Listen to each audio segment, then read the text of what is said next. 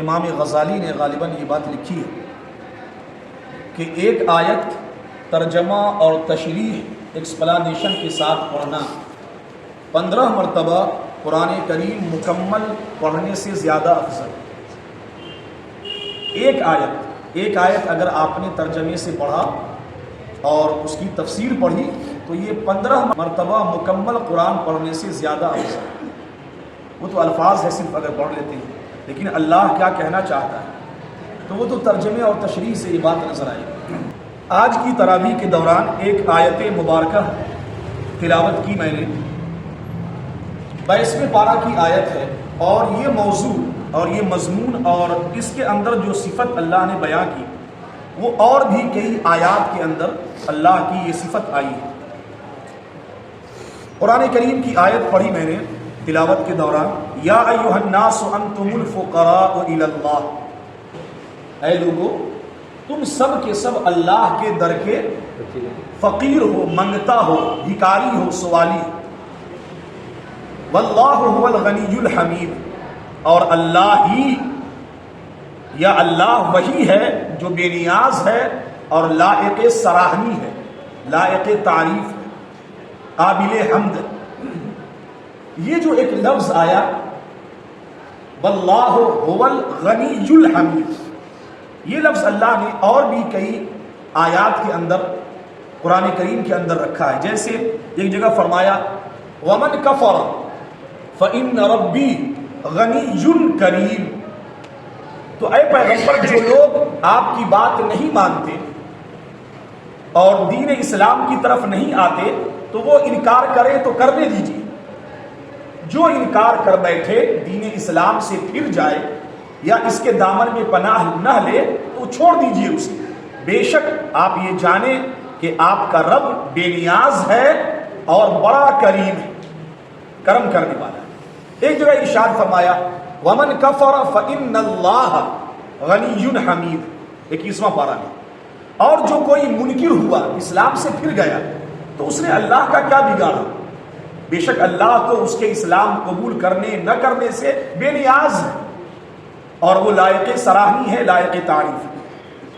یہاں پہ اتنے سارے بچے، بوڑھے لوگ بھی ہیں، نوجوان طبقہ ہے، اور ابھی کے اس دور میں سب تعلیم کی طرف مائل ہے۔ ہمارا جو کلمہ طیبہ ہے جس سے ہم پڑھ کر اسلام کے دامن سے جڑتے ہیں، وابستہ ہوتے ہیں، لا الہ الا اللہ محمد رسول اللہ صلی اللہ علیہ وآلہ وسلم۔ لا الہ، لا پھر اس کے بعد الہ، الہ کا معنی معبود، جس کی عبادت کی جائے، تو اللہ کے سوا کوئی بھی الہ نہیں ہے۔ لا الہ، الہ نہیں ہے الا اللہ، سوائے اللہ کے۔ تو یہ جو الہ ہے جس کا معنی ہوتا ہے معبود، جس کی عبادت کی جائے، تو ہم اللہ کو الہ کیوں مانیں؟ یہ ایک سوال ہے، یہی آپ کو بتانا ہے ایسا۔ اللہ کو ہم اللہ کیوں مانیں، معبود کیوں مانیں، کیا وجہ ہے؟ کوئی تو کاز، کوئی تو وجہ ہوگی نا، کوئی تو سبب ہوگا نا کہ ہم اس کو معبود مانیں، یعنی عبادت اسی کے لیے مانیں اور کسی کے لیے نہیں مانیں۔ وجہ کیا ہے، کاز کیا ہے؟ اب دو چند کاز آپ دیکھیں دماغ میں، کیا ہم اللہ کو معبود، الہ اس لیے مانیں یا مانتے ہیں کہ وہ خالق ہے، پیدا کرنے والا ہے، آسمان و زمین اور پوری کائنات کو اس نے پیدا کیا، یعنی وہ خالق ہے اس لیے ہم مانیں؟ نہیں، اس لیے نہیں مانتے۔ یا یہ کہ پیدا کرنے کے بعد وہ ترتیب کے ساتھ دھیرے دھیرے، آہستہ آہستہ، تدریجاً وہ ہماری پرورش کر رہا ہے، یعنی وہ رب ہے، پالنے والا ہے۔ رب کہتے ہیں دھیرے دھیرے پال پوس کے بڑا کرنے والے۔ اللہ تعالیٰ ہر مخلوق کو، ہر مخلوق کی شان کے لائق اس کی پرورش کر رہا ہے، پال رہا ہے، پوس رہا ہے، اس کو رزق دے رہا ہے، رب العالمین ہے۔ تو ہم اسے معبود اس لیے مانیں کہ وہ رب العالمین ہے؟ نہیں، دو چیز ہو گئی۔ تیسری، کیا ہم اللہ کو اللہ اس لیے مانیں، الہ اس لیے مانتے ہیں، اس لیے سجدہ کرتے ہیں اس کو کہ وہ ہم سب کی باتوں کو یہاں سے سن لیتا ہے. ہم یہاں بول رہے ہیں وہ سن رہا ہے. ساتوں آسمان سے بھی اوپر اپنی شان کے لائق عرش پر مستوی ہے. تو کیا اس لیے ہم مانے کہ وہ اتنی دور سے بھی میری باتوں کو، میری فریاد کو، میری پکار کو وہ سن لیتا ہے، اس لیے ہم اس کو معبود مانتے ہیں؟ جی نہیں. کیا اللہ کو اللہ ہم اس لیے مانتے ہیں کہ وہ پرندوں کو اور دوسری مخلوقات کو رزق بھی دیتا ہے، اس کی آوازوں کو بھی سنتا ہے؟ کیا اس لیے ہم مانتے ہیں؟ جی نہیں. کیا ہم اللہ کو اللہ اس لیے مانتے ہیں کہ وہ ہمیں بیماری کے بعد اچھا کر دیتا ہے؟ جی نہیں. وجہ کیا ہے؟ یا یہ کہ وہ ہمیں اولاد دیتا ہے، ہمیں اس پروسیس سے، خلق کے اور کریشن کے پروسیس سے گزارتا ہے؟ نہیں، یہ ساری وجہ نہیں. کیوں؟ ان تمام وجوہات کی بنیاد پر ہم اللہ کو اللہ نہیں مانتے، اور یہ ساری وجہ ماننے کے قابل بھی نہیں. کیونکہ یہ سب جو وجہ ہے، یہ سب جو صفت ہے، پیدا کر دینا، دور سے سن لینا، پرندوں کی آواز سن کر اس کی بولی سمجھ لینا، یہ سب چیزیں تو اللہ نے اپنے نبی کو عطا کیا. نبی کو یہ طاقت دی کہ وہ پیدا کرتے ہیں. نبی کو یہ طاقت دی، وہ جسے چاہے نبی بیٹا دے دے، بیٹی دے دے. یہ شان اللہ کی بھی. اللہ بیٹا دیتا ہے، بیٹی دیتا ہے، بیمار کو اچھا کرتا ہے. لیکن اللہ کے اللہ ہونے کی بنیاد ان صفتوں پر نہیں ہے، کیونکہ یہ سب صفت وہ ہے بیمار کو اچھا کر دینا. ہم نے کسی کو دم کیا، نظر لگی، ہمارے تھوکنے سے، ہمارے دم کرنے سے وہ اچھا ہو جاتا ہے. فرشتے آ کر کے مریم کو بیٹا دیتے، فرشتے دیتے. اور مریم جب گھبراتی ہے کہ تم کون ہو، تو کہا میں تمہیں بیٹا دینے آیا ہوں. کہا میرا تو نکاح ہی نہیں ہوا، کسی مرد نے ہم کو ٹچ نہیں کیا، تو ہمیں بیٹا کیسے ہوگا بغیر کسی مرد کے ٹچ کیے؟ کہا کہ ہم دیں گے، اللہ نے مجھے بھیجا ہے. انما انا رسول ربک، میں تیرے رب کا فرستادہ بن کر آیا ہوں، فرشتہ بن کے آیا ہوں، پیغامبر بن کے آیا ہوں. اور اسی لیے آیا ہوں لأہب لک غلاما زکیہ، کہ میں تجھے ایک صاف ستھرا بیٹا دوں، میں دوں. یہ نہیں کہا کہ اللہ دے. فرشتے نے کیا کہا کر کے کہ میں تمہیں صاف ستھرا بیٹا دوں، اور وہ دیا. کون بیٹا؟ حضرت عیسیٰ، مریم کو عطا کیا. تو بیٹا دینے کی وجہ سے وہ اللہ نہیں ہے، بیمار کو اچھا کر دینے کی وجہ سے وہ اللہ نہیں ہے، یا میری فریاد کو دور سے سن لیتا ہے اس لیے نہیں. کہ حضرت سلیمان علیہ السلام نے 3 میل کی دوری سے چونٹی کیا بول رہی ہے آپس میں، اس کو وہ سنتے. اللہ نے یہ طاقت ان کو دی. تو دور سے سن لینا یہ تو نبی کی بھی کے اندر بھی یہ طاقت ہے. تو اللہ کو اللہ ہم کیوں مانے؟ یہ ایک سوال ہے. آپ سے بھی کہہ رہا ہوں، بچوں سے بھی کہہ رہا ہوں، نوجوان نسل سے. اس سوال کو اپنے اندر رکھو. ہم اللہ کو الہ، لا الہ، الہ کیوں مانے؟ معبود کیوں مانے؟ ماننے کی کوئی وجہ تو ہوگی نا. پیدا کرنا یہ کوئی وجہ نہیں، یہ تو انسان بھی کر دیتا. سائنس بھی ترقی کر رہی، کل ہو کر کے سائنس یہاں تک پہنچ جائے گی کہ تھوڑی دیر کے لیے آپ کو زندہ بھی کر دے گی. یہ بھی ترقی سائنس پائے گی. اور ابھی سائنس کی ترقی کیا کیا ہونی ہے یہ باقی ہے، یہ ہم نہیں جانتے. وَيَخْلُقُ مَا لَا تَعْلَمُونَ، اللہ ان سائنس کے ذریعے کن کن چیزوں کو پیدا کرے گا ہم نہیں جانتے. کیا کیا چیزیں، ادبھت چیز کائنات میں سماج کے اندر آئے گی جو کبھی سننے کے قابل نہیں، دیکھا نہیں انسان نے. تو یہ سب جو وجہ ہے، بیمار کو اچھا کرنا، پیدا کرنا، دور سے سن لینا، رزق دے دینا، پرورش کرنا، پالنا پوسنا، یہ سب وہ صفت نہیں ہے یا وہ وجہ اور کاؤز نہیں ہے کہ ان وجوہات کی بنیاد پر ہم اللہ کو اللہ مانے اور اس کے سامنے سجدہ ریز ہو جائیں. نہیں، یہ وجہ نہیں. تو پھر وجہ کیا ہے؟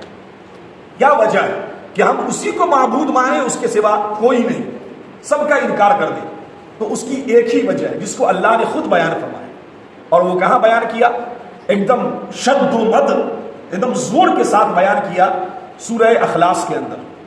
اور بھی آیات میں اللہ نے بیان کی، لیکن سورہ اخلاص میں فرمایا کہ میری جو شان ہے وہ کسی کو عطا نہیں. بیٹا تو تمہیں کوئی دے دے گا، اچھا تمہیں کوئی بھی کر دے گا، لیکن اس کے اچھا کرنے میں اور میرے اچھا کرنے میں وہ بیٹا دے اور میں بیٹا دوں، وہ تمہیں پالے اور پوسے. تمہارے ماں باپ بھی تمہیں پالتے پوستے ہیں. قرآن نے بیان کیا 15واں پارہ میں، تمہارے ماں باپ بھی تمہارے رب ہیں، کما رب بیانی صغیرا.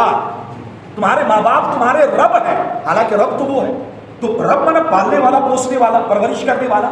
تو کہا کہ وہ بھی پالتے میں بھی پالتا ہوں، لیکن میری جو شان ہے وہ شان میں کسی کو نہیں دیتا، اور جس شان اور جس صفت کی وجہ سے، جس کاؤز سے میں معبود ہونے کے قابل اور لائق ہوں، وہ کسی کو حاصل نہیں۔ اور وہ کیا ہے؟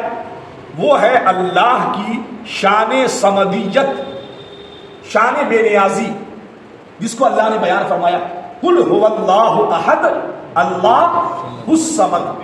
اے نبی آپ کہیں کہ اللہ ایک ہے، اور وہ نہیں ہے جو بیٹا دیتا ہے، جو اچھا کر دیتا ہے، جو دور سے سن لیتا ہے، جو تمہاری دعا قبول کر لیتا ہے، نہیں، یہ سب تو وہ کرتا ہی ہے، لیکن اس پر بیس نہیں ہے کہ اس کی عبادت کی جائے، اس پر بنیاد نہیں ہے۔